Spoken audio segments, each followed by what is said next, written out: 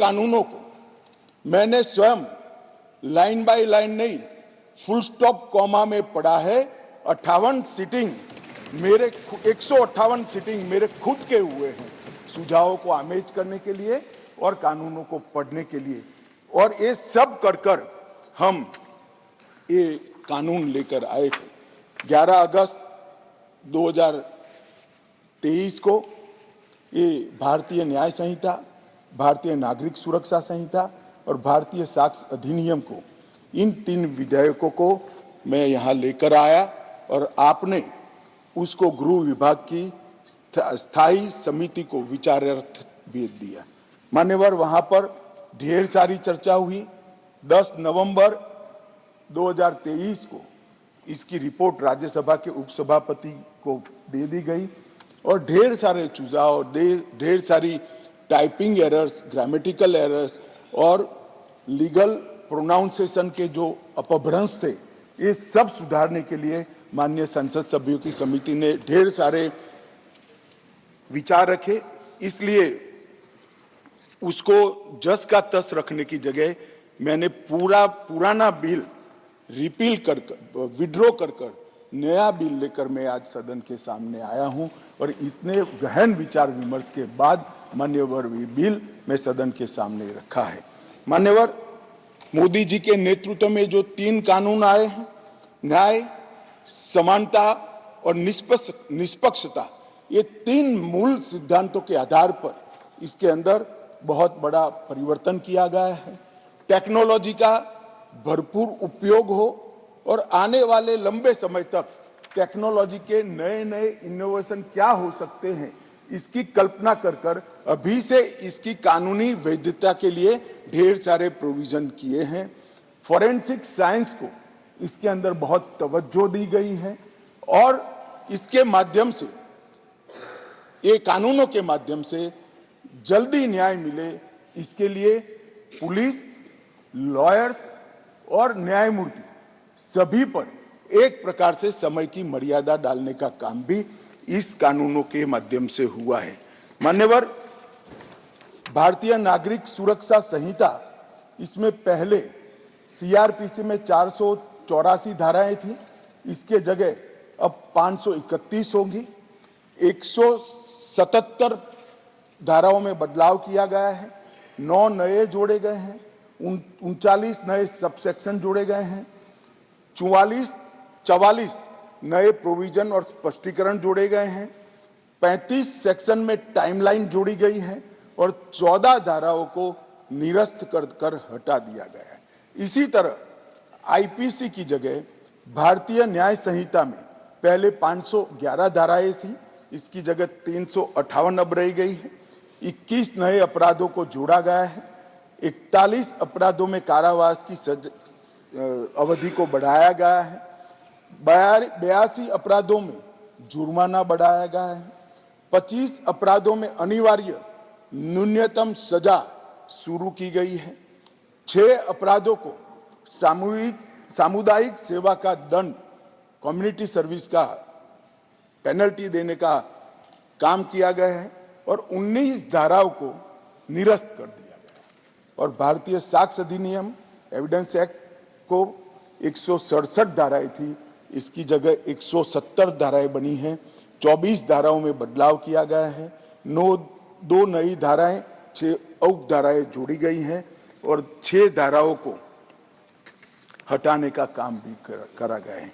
मान्यवर, मैं आज इस सदन को कहना चाहता हूं कि 2014 में नरेंद्र मोदी सरकार आने के बाद, एक लंबे अरसे बाद, अटल जी की सरकार ने भी ये प्रयास किया था, परंतु एक मिलीजुली सरकार थी, कई प्रकार की इसमें कठिनाइयां भी आती थी, मगर लंबे समय के बाद 2 बार इस देश की जनता ने ऐसी सरकार चुनी जिस सरकार ने अपने पूरे मैनिफेस्टो को अक्षरशः लागू करने का काम किया है और जिस मैनिफेस्टो को मैंडेट किया था, इसको लेकर फिर से जनता के सामने जाएंगे। हमने कहा था हम धारा 370 और 35 से हटा देंगे, हट गई।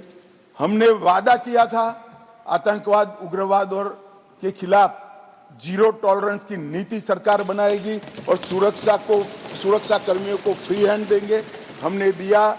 इसके कारण 3 हॉटस्पॉट जम्मू कश्मीर, वामपंथी उग्रवादी क्षेत्र और उत्तर पूर्व में हिंसक घटनाओं में 63% की कमी आई है और मृत्यु में 73% की कमी आई है और पूर्वोत्तर से 70% से ज्यादा क्षेत्र से अपसपा को हटा लिया गया है। जिन्होंने अपने एजेंडा में रखा था कि हम अपसपा हटाएंगे, वो ऐसी स्थिति का निर्माण नहीं कर पाए। हमने नहीं रखा था, अपसपा को हटाया नहीं है, परंतु हमने इसके अमल को रिस्ट्रिक्ट करने में सफलता प्राप्त करी है, क्योंकि वहां कानून और व्यवस्था की परिस्थिति ठीक हो गई। हमने मान्यवर कहा था कि अयोध्या में जितना हो सके उतना जल्दी राम मंदिर बनाएंगे और 22 जनवरी को वहां पर राम लल्ला विराजमान होगा। ये नरेंद्र मोदी सरकार है, ये नरेंद्र मोदी सरकार है, ये नरेंद्र मोदी सरकार है मान्यवर, जो कहती है वो करती है। मान्यवर, हमने कहा था संसद और विधानसभा में महिलाओं को 33% आरक्षण देंगे। कांग्रेस पार्टी कई बार पावर में आई, तिथियां निकालती रह गई, हमने दे भी दिया और सर्वानुमत से देकर इस देश की मातृशक्ति को हमने सम्मानित करने का। हमने कहा था 3 तलाक मुस्लिम माताओं बहनों के लिए अन्याय करता है, उसको हम समाप्त कर देंगे। मान्यवर, हमने इस वादे को भी पूरा किया। हमने कहा था कि न्याय मिलने की गति को बढ़ाएंगे और न्याय के आधार पर होगा, दंड के आधार पर नहीं होगा। मैं उस वक्त पार्टी का अध्यक्ष था, श्रीमान राजनाथ सिंह जी घोषणा पत्र लेकर जनता के सामने गए थे और आज हम दोनों बैठे हैं। मुझे आनंद है मोदी जी ने ये पार्टी के वादे को आज पूरा करने का। मान्यवर, न्याय एक बहुत अम्ब्रेला टर्मिनोलॉजी, न्याय एक सभ्य समाज की नींव डालता है। हमारे संविधान ने राजनीतिक न्याय, आर्थिक न्याय, सामाजिक न्याय, न्याय की कई परिभाषाएं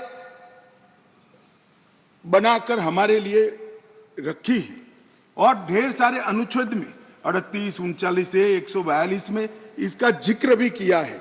मगर जनता के आम मानस में न्याय का मतलब क्रिमिनल जस्टिस सिस्टम से होगा। न्याय अनेक प्रकार के हैं, मैं इसका स्वीकार करता हूं।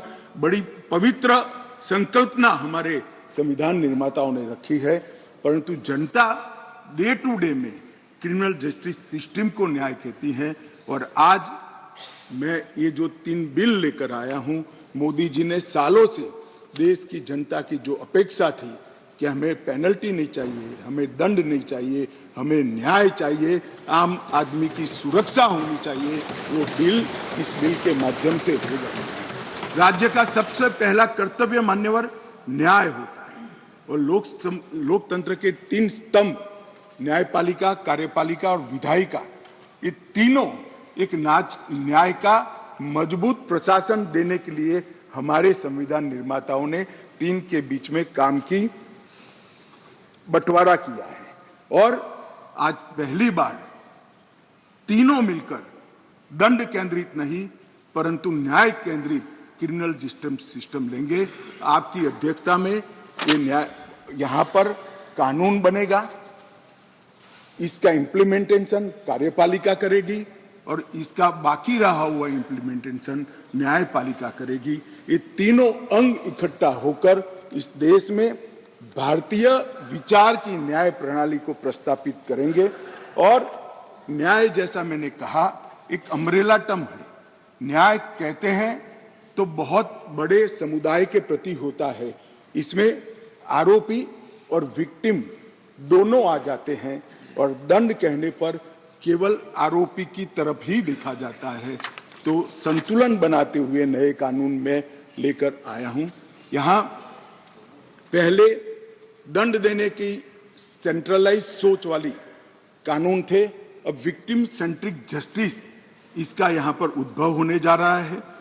ईज ऑफ जस्टिस को सरल, सुसंगत पारदर्शी और जवाबदेही प्रोसीजर के माध्यम से साकार किया गया है और एनफोर्समेंट के लिए निष्पक्ष, समयबद्ध, evidence based speedy trial, court तथा प्रिजन का इससे बर्डन कम होने वाला है और कन्विक्शन रेशियो भी इससे बढ़ने वाला है। मान्यवर, कई लोगों ने अलग अलग सुझाव करे हैं। पहले मैं बिल के बारे में बताकर इसका जवाब दूंगा। और सबसे बड़ी बात है मान्यवर कि जो बिल लेकर मैं आया हूं वो ढेर सारी नई चीजों को भी इसमें जगह देने वाला बिल है और इसका उपयोग करने वाला बिल है। इन्वेस्टिगेशन को हमने फॉरेंसिक साइंस के आधार पर प्रोसिक्यूशन को बल देने का फैसला किया है। बलात्कार की पीड़िता का ऑडियो वीडियो रिकॉर्डिंग के माध्यम से रिकॉर्ड लेना कंपलसरी किया है। कई सारी जगह पे मैं आगे बताऊंगा आपको टेक्नोलॉजी का उपयोग किया है और कोर्ट पर भी ढेर सारे समय को कम करने के प्रावधान पर हमने डाले हैं। मान्यवर, आज के बाद इस देश में अभी 3 प्रकार की न्याय प्रणाली है। कहीं मेट्रो जज होते हैं, कहीं नहीं होते हैं, कहीं फर्स्ट क्लास मैजिस्ट्रेट होते हैं, कहीं नहीं होते हैं। एक कानून पारित होने के बाद कश्मीर से कन्याकुमारी और द्वारिका से लेकर आसाम तक सभी देश में एक ही प्रकार की न्याय प्रणाली होगी और न्याय प्रणाली का में समानता इसी कानून के माध्यम से आएगी। मान्यवर, इसमें डायरेक्टर ऑफ प्रोसिक्यूशन का एक्सटेंशन और उसका महत्व और उसको कंपलसरी करने का काम किया है, क्योंकि न्याय प्रणालिका में किसी निर्दोष को अन्याय हो जाए या तो किसी विक्टिम को न्याय न मिले, दोनों किस्सों में हमारी त्रिस्तरीय न्यायिक व्यवस्था है, उसमें अपील का बड़ा महत्व है। आज अपील का निर्णय वही लोग करते हैं जो वो गलती जो हुई है, मानो विक्टिम को लगता है कि मेरे साथ न्याय नहीं हुआ है, तो वही निर्णय करते हैं अपील करनी या नहीं करनी जिसने ये गलती की है। अब एक स्वतंत्र डायरेक्टर ऑफ प्रोसिक्यूशन हर जिले में भी बनेगा, राज्य स्तर पे भी बनेगा, जो पारदर्शिता के साथ एक केस में अपील करने लायक है या नहीं है उसका निर्णय करेगा। उसमें पुलिस का और प्रोसिक्यूटर का केवल और केवल अभिप्राय होगा। निर्णय एक तटस्थ प्रणाली का होगा जिसको डायरेक्टर ऑफ प्रोसिक्यूशन के नाम से यहां इंट्रोड्यूस किया गया है। पुलिस की अकाउंटेबिलिटी कई सारे मामलों में